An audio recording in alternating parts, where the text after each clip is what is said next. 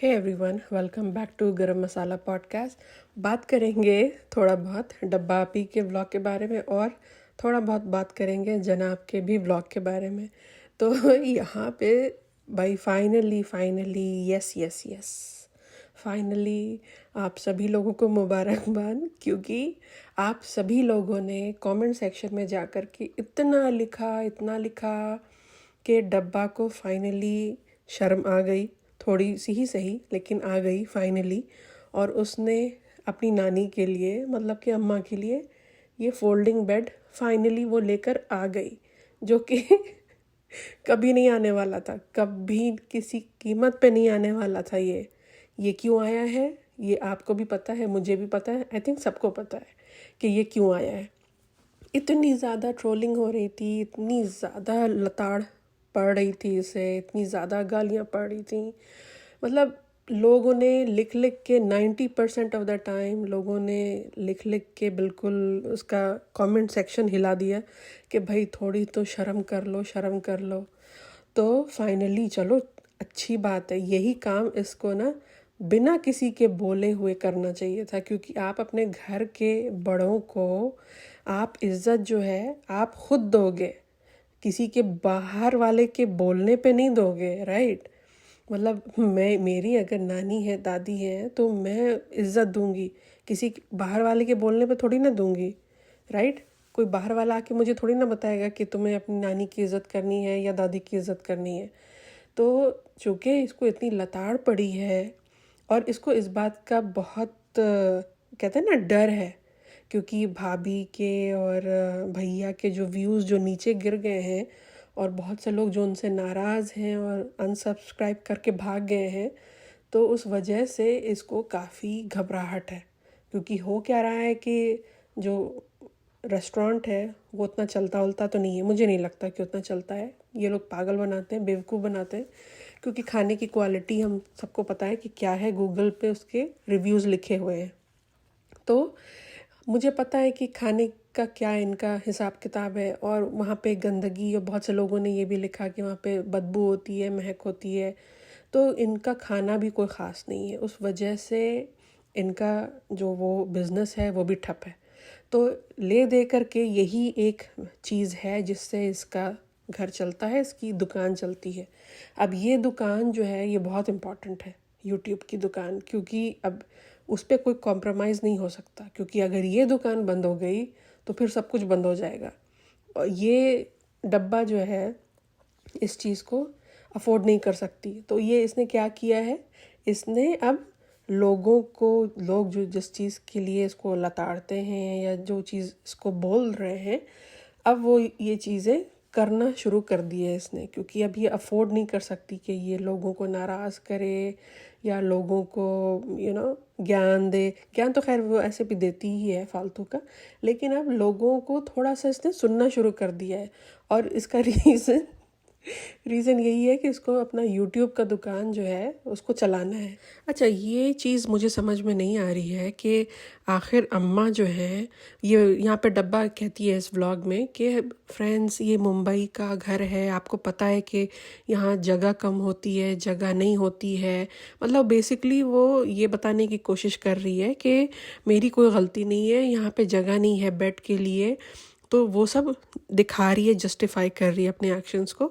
और उसने ये भी दिखाया कि अम्मा जो है या बेटी खाला जो है वो रूम यूज़ नहीं करना चाहती हैं, जो इसके बेबी का जो रूम है ना, जो हैदर का जो रूम है, वो यूज़ करना नहीं चाहती, क्योंकि बहुत से लोगों ने कमेंट सेक्शन में ये भी लिखा था कि आप जो रूम है आपका दूसरा वाला, आप वो अम्मा को या बेटी खाला को क्यों नहीं देते हैं।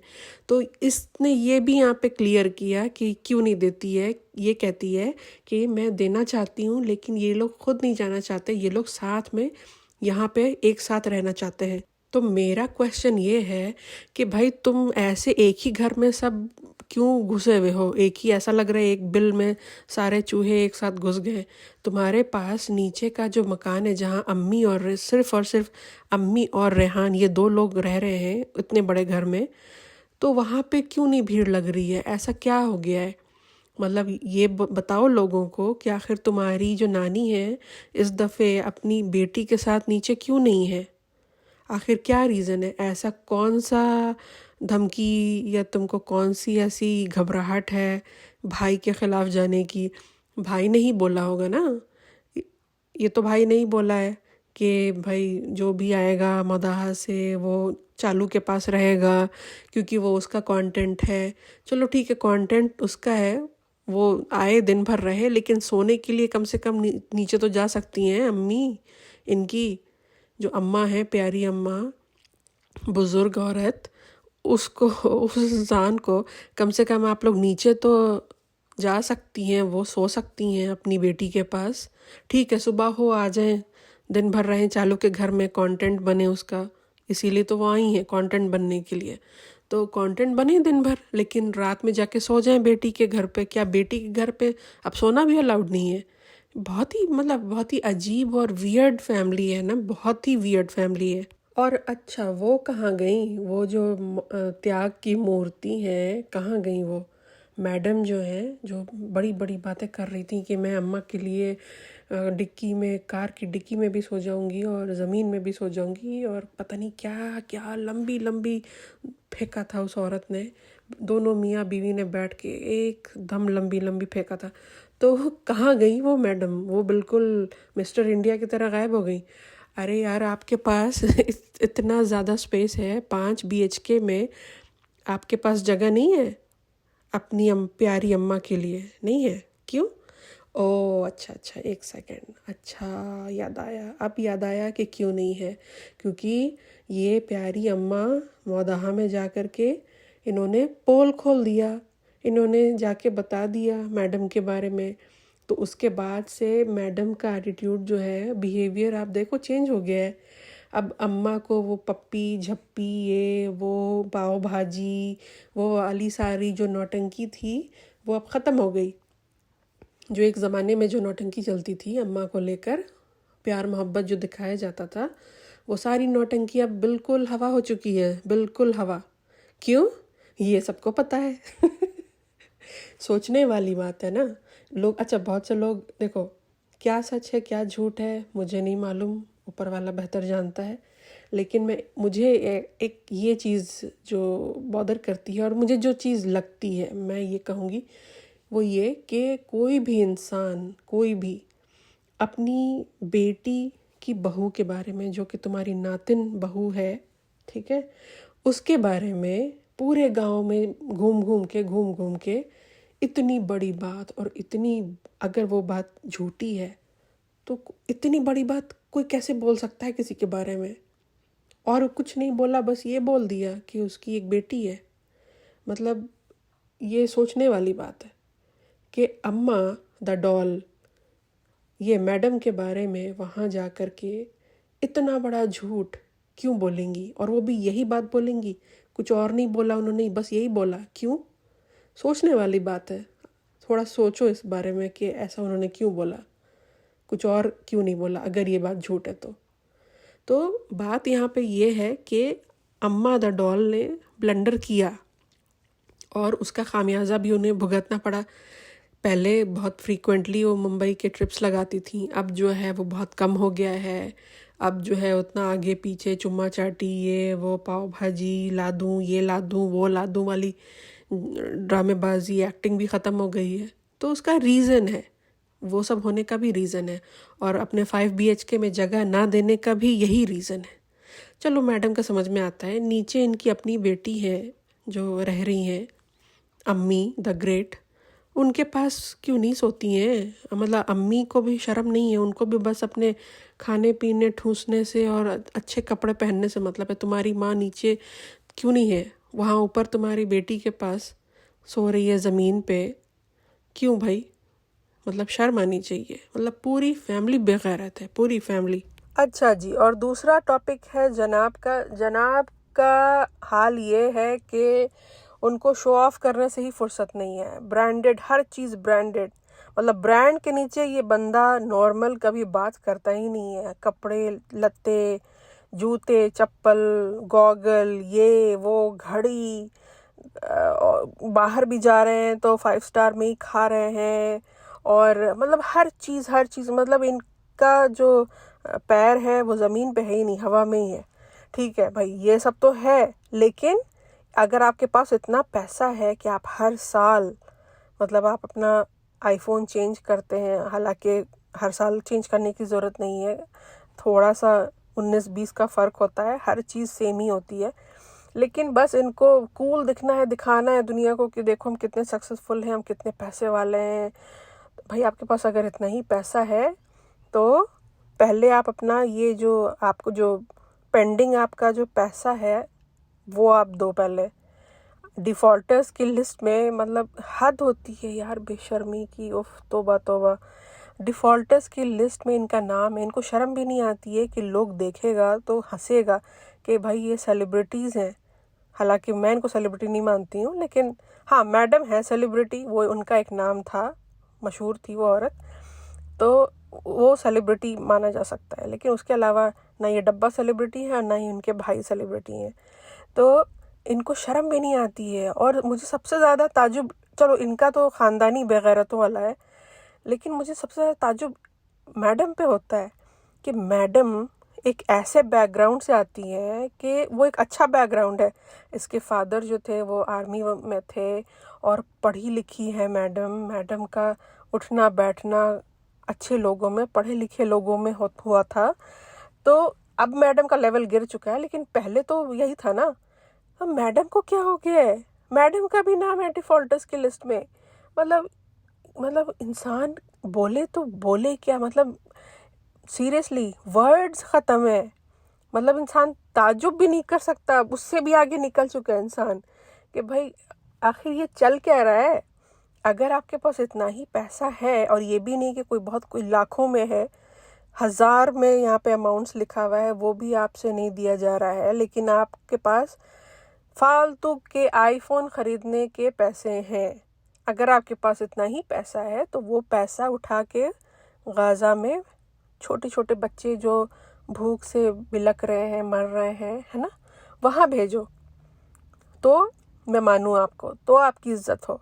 तब जो आपकी इज़्ज़त होगी ना, वो फिर आपकी इज़्ज़त बनती है, अभी नहीं बनती। अभी आपके पास फालतू का लोगों को दिखाने के लिए, ये देखो we are here, we are here, we are here नहीं, आप एकदम पतल खाते में हैं, आप एकदम गड्ढे में हैं। आपकी जो हरकतें हैं ना, वो गड्ढे में गिरी हुई हरकत है। इसीलिए इस बंदे ने बोलना बंद कर दिया। याद है ये बोलता था जब एंड होता था ना व्लॉग, तो ये बोलता था सही काम कीजिए, गलत चीज़ नहीं, ऐसे ही कुछ बोलता था। हाँ, तो उसने ये बोलना ही बंद कर दिया। क्यों बंद कर दिया? क्योंकि इसकी पोल पट्टी खुल चुकी है, लोगों को समझ में आ चुका है कि ये जो है वो एग्जैक्टली वैसा है ही नहीं जो ये दिखाता है। ये लोग पूरी फैमिली फ्रॉडिया फैमिली है, पूरी फैमिली लोगों को पागल बना बना के। असल में हुआ क्या है ना कि इसने पैंडेमिक में डब्बा ने यूट्यूब खोला और इसको अंदाज़ा नहीं था, इसने ऐसे ही खोल लिया, इसको अंदाज़ा नहीं था कि ये इतना चल जाएगा। इसने भैया भाभी को देखा देखा के अपना चैनल खड़ा कर लिया। भैया भाभी को भी लगा कि अरे वाह क्या बात है, फ़ोन को बस यूं यूं हवा में घुमा करके इतना पैसा आ रहा है, कुछ करने की ज़रूरत नहीं है, कुछ भी फालतू लोगों को दिखाओ और पैसा बनाओ। तो उन्होंने भी ये सब काम शुरू कर दिया। अब देख रहे हैं कि घर में बैठे बैठे एक हाथ में फ़ोन ले करके हवा में घुमाने से इतना पैसा आ रहा है, तो क्या ही फ़र्क पड़ता है कि कोई कौन जाकर बाहर जो है वो लोगों से काम मांगे और काम करे और सीरियल में काम करे या वहाँ काम करे। तो उसमें तो बहुत मेहनत लगती है ना, मेहनत तो इन लोग को करनी नहीं है, आसान फ्री का पैसा आ रहा है उसी में अपना गुजारो। भाई जब आपके पास, ठीक है आपके पास पैसा आ रहा है, लेकिन आपके पास जब पैसा है तो आप क्यों नहीं पे कर रहे हो? मतलब यहाँ पे डिफ़ॉल्टर्स की लिस्ट में आपका नाम क्यों है? आपको शर्म आनी चाहिए। मतलब मैं क्या बोलूँ, मतलब वर्ड्स जो है ना वो भी ख़त्म हो चुका है कि इंसान अब बोले क्या इनके बारे में। मैडम भी सोचती होंगी कि किस फैमिली में मैंने शादी कर लिया है। मैडम भले ही दुनिया को उल्लू बनाएं कि नहीं मैं बहुत खुश हूँ, ये है वो है, लेकिन भाई मैडम भी सर पकड़ के रोती होंगी कि इस आदमी के चक्कर में मैंने किस जाहिल फैमिली को मुंह लगा लिया है, जो मतलब मतलब अपनी बेइज्जती तो कराती है, साथ साथ मेरी बेइज्जती भी कराती है। और मुझे लगता है यही रीज़न है, क्योंकि इनको बैठे बैठे हर चीज़ मिल गई है ना, बिना किसी मेहनत के। वही बात है कि अल्लाह मेहरबान तो गधा पहलवान। तो हर चीज़ इनको मिल गई है बिना किसी मेहनत के। तो यही आई थिंक रीज़न है कि ये लोग रिज़ा को कभी पुश नहीं करते हैं, और उसको जो है ना बिल्कुल ऐसे ही जो करना है करो, मतलब जैसे जीना है जियो, छोड़ दिया है बिल्कुल। क्योंकि उनको पता है कि बिना पढ़े लिखे भी, बिना किसी डिग्री के भी आप करोड़पति बन सकते हैं। तो जाहिर सी बात है, अब जिसके सामने ऐसा एग्जाम्पल है, फैमिली में ही 2-3 एग्जाम्पल्स है, तो जाहिर सी बात है कि उनको यही लगेगा ना कि अरे ये तो डिग्री तो बेवकूफ़ और गधे लोग लेते हैं, हम लोग तो बिना डिग्री के ही कमा रहे हैं, तो भाड़ में जाए पढ़ाई लिखाई। तो यही हिसाब किताब है इनका। तो चलिए, यही 2 टॉपिक था जिसके बारे में मुझे बात करनी थी। उसके अलावा डब्बा के इस पूरे व्लॉग में ऐसा कुछ नहीं था जिसके बारे में इंसान बात कर सके। एकदम पकाऊ, उसी की तरह बिल्कुल पकाऊ। तो चलिए, मिलते हैं नेक्स्ट पॉडकास्ट में। तब तक इस चैनल को लाइक कीजिए और सब्सक्राइब कीजिए, और अपने कमेंट्स करके मुझे बताइए कि आपको क्या लगता है, आपकी क्या सोच है। और चलिए, मिलते हैं नेक्स्ट पॉडकास्ट में। तब तक टेक केयर, अल्लाह हाफिज़।